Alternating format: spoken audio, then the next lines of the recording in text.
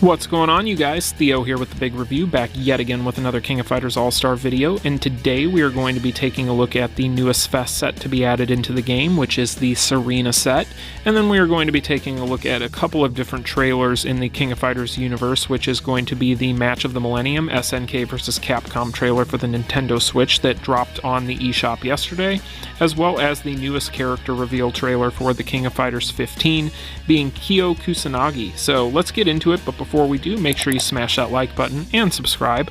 Helps me out a ton as a new YouTuber. And we are going to go ahead and start out with the Serina set and take a look at whether or not you should be pulling for it. So before we get into the card set itself and what it does, let's take a look at the rates. The rates are going to be the same as you would normally come to expect with the rate ups. So if you take a look here, if you have one of the cards on your final slot for a new card, then it gets the extra percentage bump to a 1%. Otherwise, it is going to be at a 0.5%, which is pretty standard fare at this point for these rates, and it is what we have come to expect.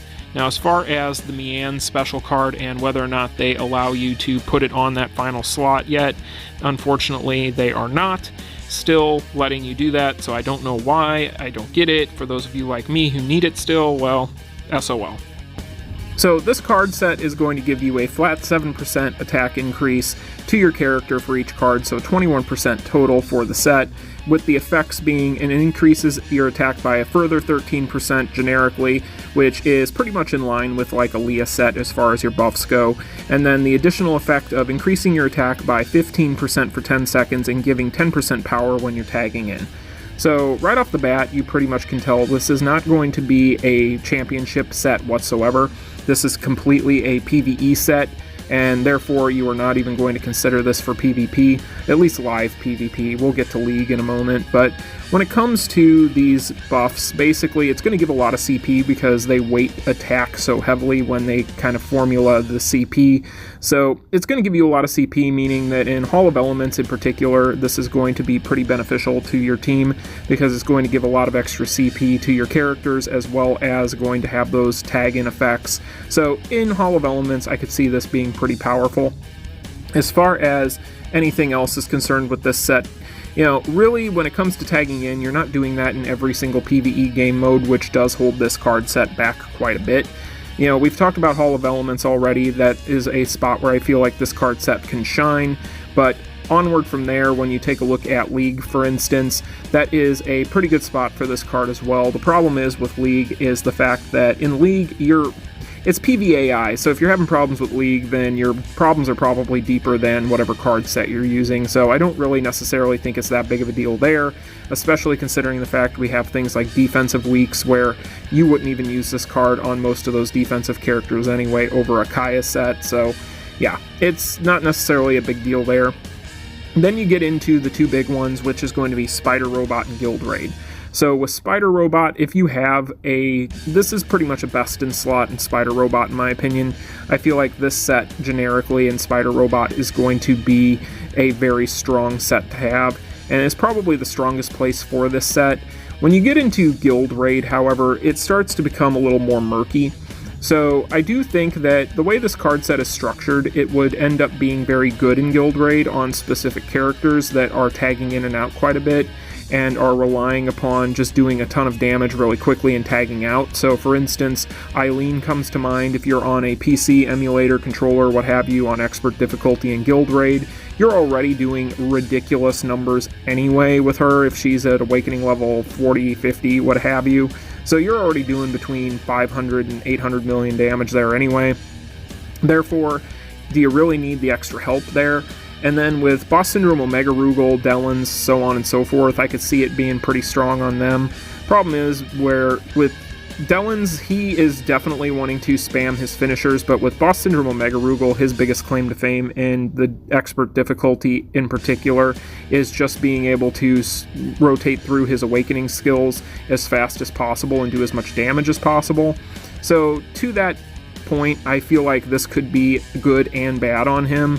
He has access to the Orochi set for the Boss Syndrome card set as well, so there's a lot to take into account with him, so maybe not It could be best in slot there. It's hard to tell. I think that it's such a small margin that it doesn't necessarily make sense to just invest rubies on this for those reasons alone, because if you've already got sets such as Leah or even Akane, which with that 150% burst is very, very strong.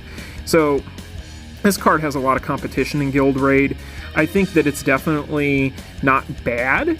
The problem is I just don't know that it tips the needle enough to be worth a major ruby investment. You know, if you have a bunch of tokens laying around, maybe, like for instance, if you don't already have the Leona option card, which we've gone over in the past, and you are thinking about going in on cards already because of that, and you have tokens laying around, this might be worth it. I definitely put it on your rate up, you know, just everybody in general, because this is a set I would like to have a couple sets of, just to kind of have as an option. But I don't think that it is worth going in heavily with rubies, because this to me is a kind of middle-of-the-road set. It's very niche, it has its uses, it's going to be very good in specific places, but I don't know necessarily that across a wide variety of modes, specifically the ones we've already kind of named off and talked about, it is going to be enough of a needle pusher for you to want to really go too heavily into it. But I do think that it's a good set. I don't think it's bad. I think that, you know, there's a lot of people right now, it's either trash or it's overly powerful, which is neither of those. So I think this is a heavy pass right now. I think that you're fine passing on this. You know, if you've already got the card sets we've already talked about, like the Leah sets, the Akane sets, the Boss Syndrome set, then you can pass on this and not miss out on a huge amount. If you're somebody that doesn't have those sets, then, you know, you need to get those sets, but it's one of those things where I would just pass on this for now, you guys, and just hope you get maybe a couple pieces from your free polls, tickets, so on and so forth. But like I said, not a terrible set, just not necessarily worth the investment in my opinion. But yeah, so that's pretty much my opinions on that set, guys. Let me know in the comments section how you're feeling about it.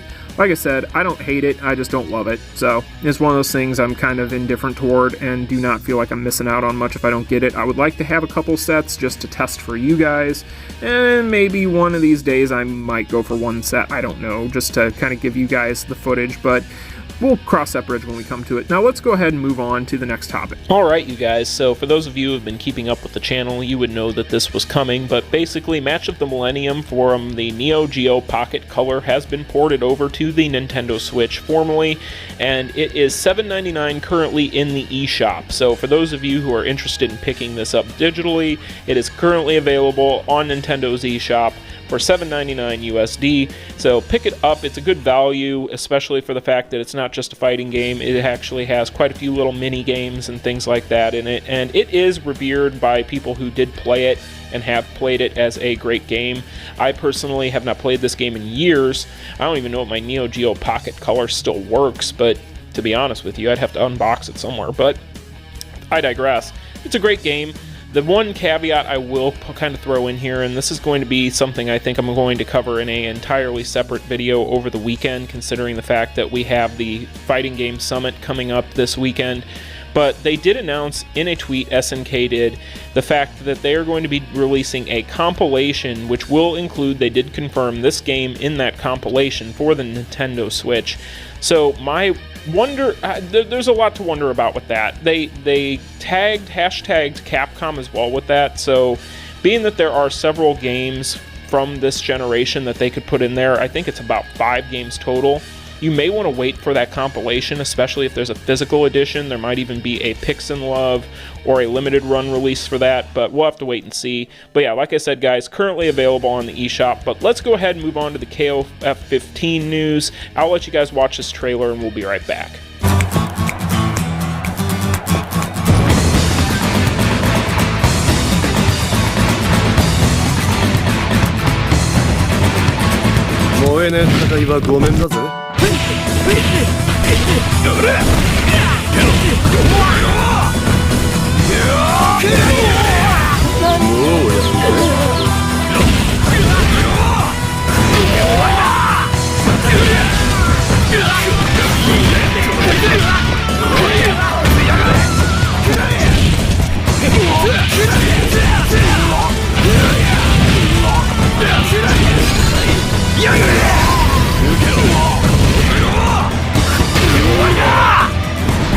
KOF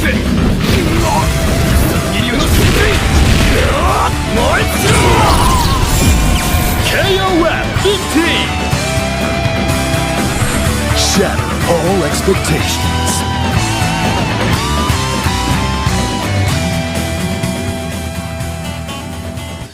I would say there's a fair bit to talk about there, so very nice to see Goodbye Asaka playing in the background, but overall, as you can see here, the newest character reveal was for Kyo Kusanagi, a character that everybody expected a while back. Again, look at those textures, that looks like leather. The textures in this game look really nice. You can say what you want about the graphic style in general, but they put some effort into some of this stuff, so as far as what we're seeing here, not a whole heck of a lot as far as anything super new that we didn't already kind of expect or see in previous trailers, but we did get some confirmation on a few things. So basically what we do know now, at least what we're kind of assuming, since they did not say anything about it at the end of this trailer, as you saw, it does not appear as if Iori and Joe are on a team. I know, everybody's big sad about that, but sorry guys, because it does not appear as if the last 3 trailers, this one included, are going to be connected in any way, shape, or form. It's looking like they're just showing us random characters at this point, so there goes all your theories, guys. But yeah, so overall with the trailer, Kyo himself is looking pretty good. I'm liking the very classic look to his costume and his design. The particle effects, the hit sparks, everything looks really good. Those flames look awesome. You know, you can say, again, you can say what you want about the graphics, and if you're not a fan of the graphics, I get it. I understand that. I am not partial to 3D myself.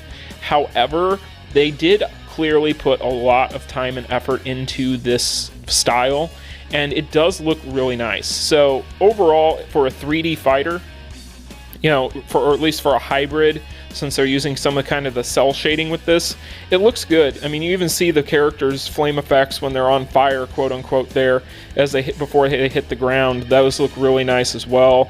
So a lot of these particle effects and a lot of this texture and all this stuff looks really pretty. You know, as far as his moves themselves, nothing here that is super new.